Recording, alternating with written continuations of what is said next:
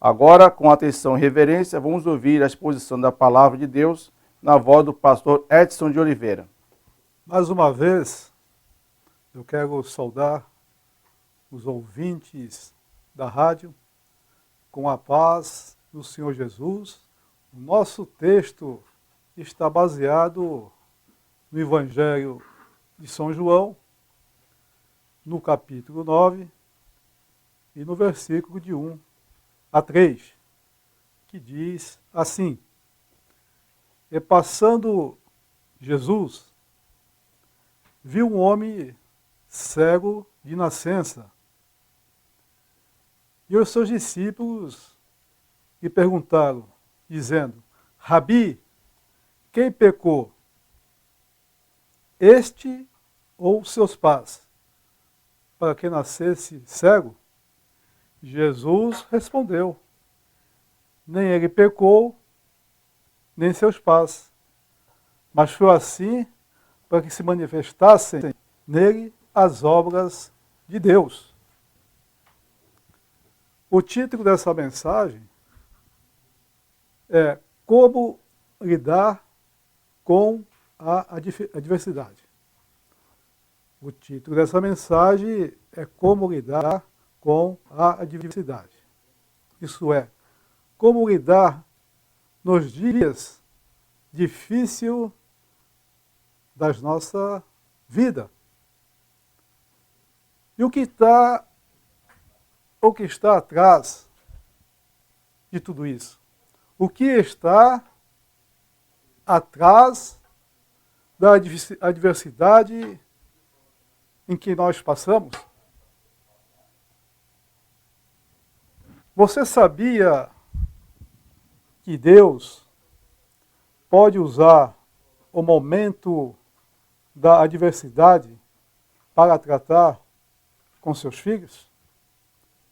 Gostaria que você fizesse uma reflexão nesta manhã.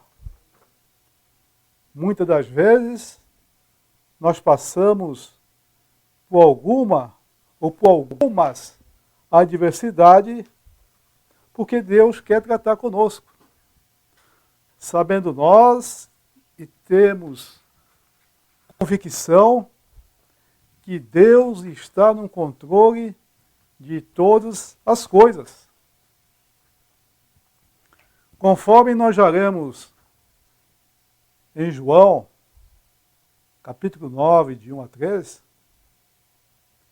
o dilema dos discípulos se baseava na premissa errônea que a adversidade é sempre um sinal do julgamento de Deus. Não havia dúvida nenhuma na mente deles que alguém tinha cometido pecado. Mas quem teria cometido esse pecado? Ou quem teria cometido pecados? Os discípulos, nós observamos que eles não estavam preocupados com o pobre moribundo, o cego. Eles queriam que o mestre dissesse: Mestre, quem pecou?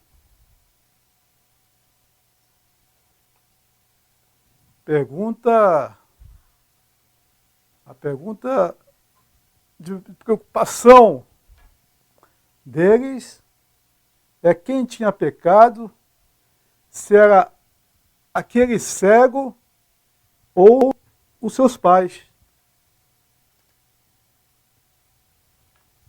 Me lembra muito quando nós vemos no livro de Jó, depois de tudo que Jó tinha passado, depois que Jó perde todos os seus bens, e o pior, perde também seus filhos, aí ele é acometido de uma doença maligna.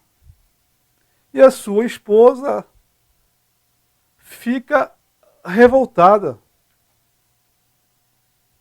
quando Jó precisava de um apoio da sua esposa, essa o aconselhou, dizendo: amaldiçoa a Deus e morre. E depois, como não bastasse esse conselho da sua esposa, agora seus 3 amigos, podemos dizer aqueles amigos mais chegados a ele, Elifaz, Bildade, Isofar. Jó pensa: quem sabe agora esses meus amigos estão vindo de encontro à minha pessoa, não vêm para me consolar e me trazer uma palavra de consolo? Mas, infelizmente, a única coisa que os seus amigos fizeram foi criticar a Jó e falar a Jó que tudo aquilo que estava acontecendo em sua vida era devido aos seus pecados.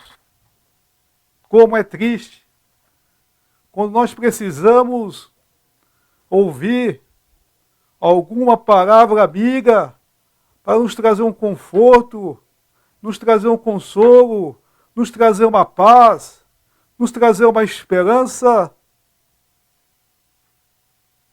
Os seus amigos agora apontam o dedo para Jó, dizendo que ele estava em pecado.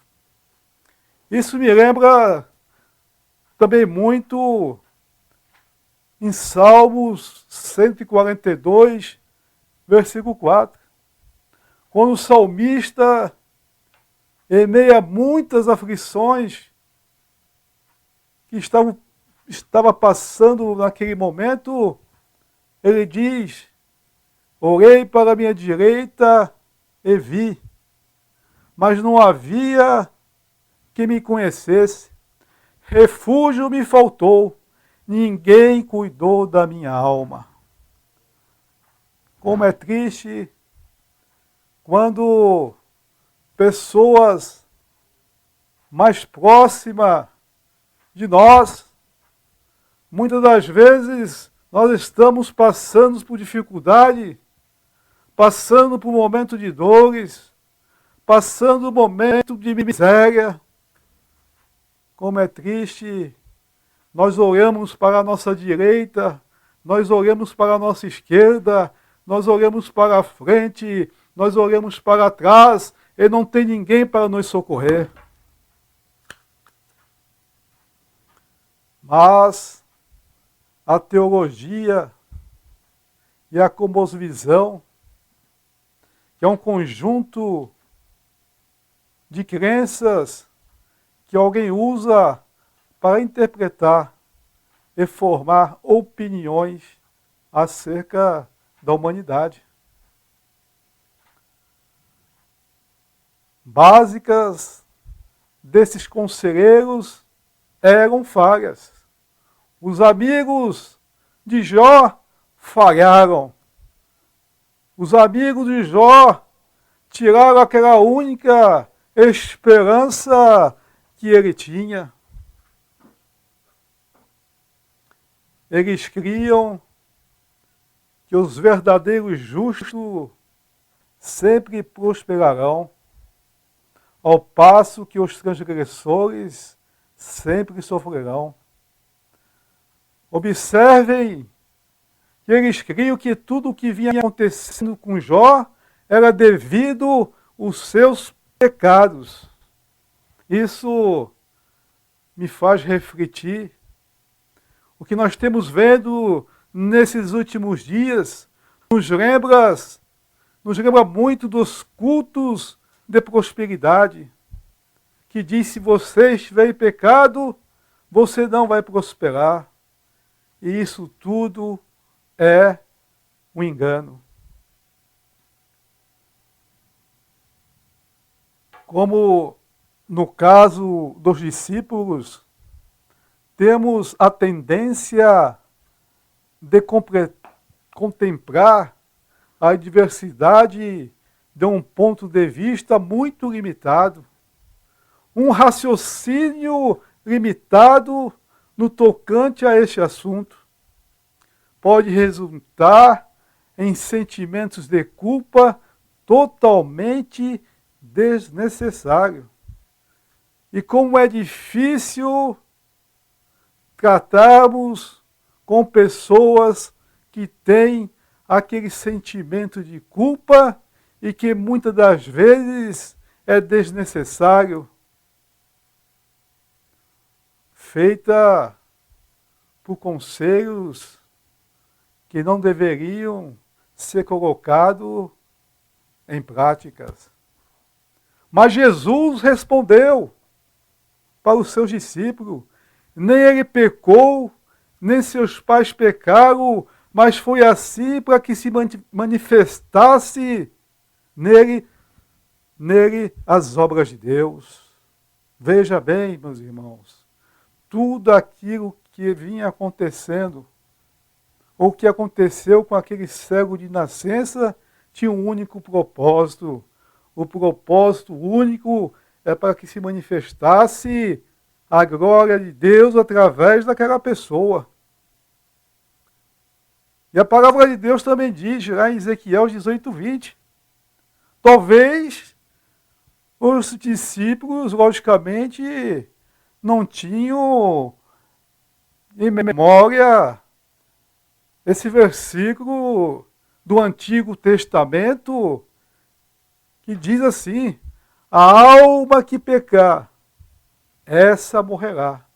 O filho não levará a maldade do pai, nem o pai levará a maldade do filho.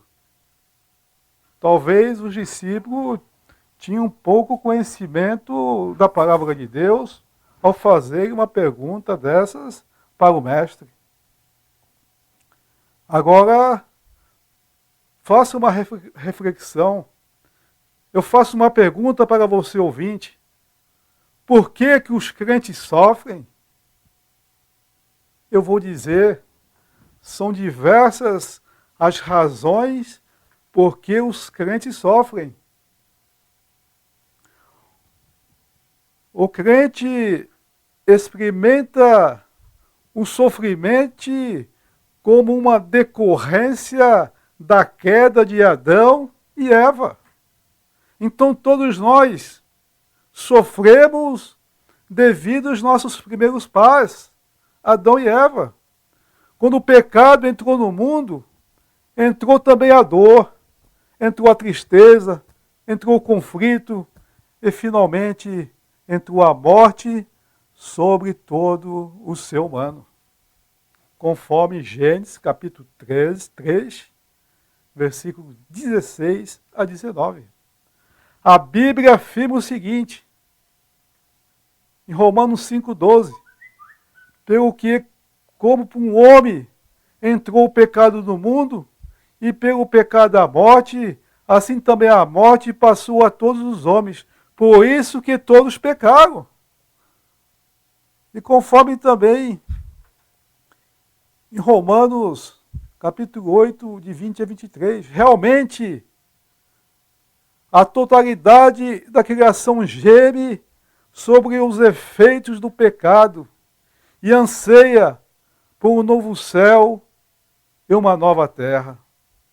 E eu digo para você, ouvinte, nesta manhã, a nossa esperança, podemos dizer, a nossa prosperidade do verdadeiro crente se encontra em Apocalipse 21, versículo 4.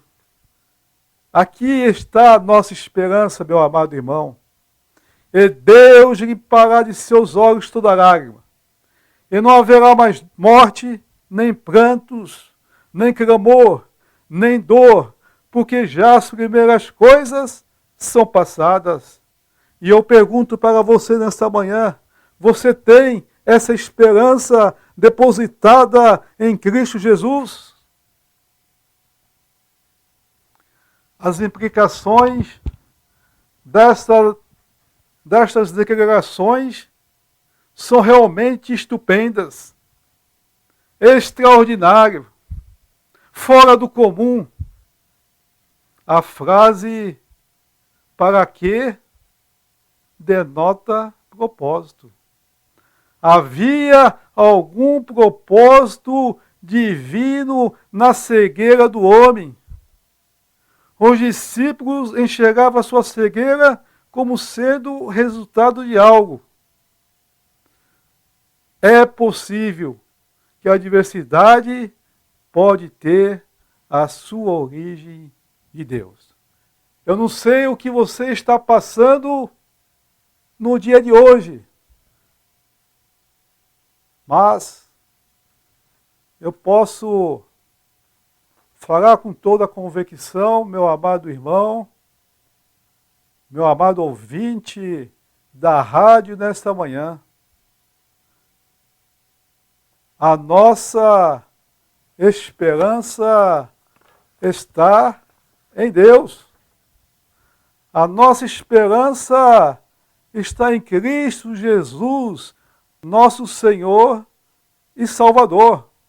Mas se você está passando por uma adversidade nesse momento, às vezes por motivo de enfermidade, às vezes por motivo que um filho seu possa estar nas drogas, ou possa ser também um casamento semi-destruído, nesta manhã, você pode e deve clamar a Deus e pedir pela sua misericórdia que Ele tenha uma resposta para o seu problema nesta manhã. Então, o que devemos fazer quando estamos passando por alguma adversidade? Nós devemos, primeiramente, envolver-se em oração. Orar é a chave, é o segredo para você ter paz, conforto, alegria. Você deve exercer fé e confiança e misericórdia de Deus. Você deve esperar em Deus, pois Deus, através do seu Filho, é a nossa única solução. E conforme também diz em Salmo 34:19, muitas são as aflições do justo, mas o Senhor de todas os livra. Repetindo, muitas são as aflições do justo, mas o Senhor de todas a livra. E no Salmo 119, versículo 71. Foi-me bom ter me afligido, para que aprendesse os teus estatutos. Às vezes, nós somos afligidos porque Deus quer chamar a nossa atenção. Então, eu deixo para você nesta manhã, confie em Deus, através da pessoa de nosso Senhor e Salvador Jesus Cristo. Ore a Deus, peça discernimento a Deus, coloque tudo na mão de Deus, que tudo Ele fará para você. Que essas poucas palavras ditas aqui nesta manhã possam servir para você, palavras de ânimo, palavras de alegria, palavras de conforto, palavras de esperança para ti e para a tua família. Então, agora me despeço de vocês. Que Deus possa abençoá-los e que tenha um bom dia. A paz do Senhor Jesus.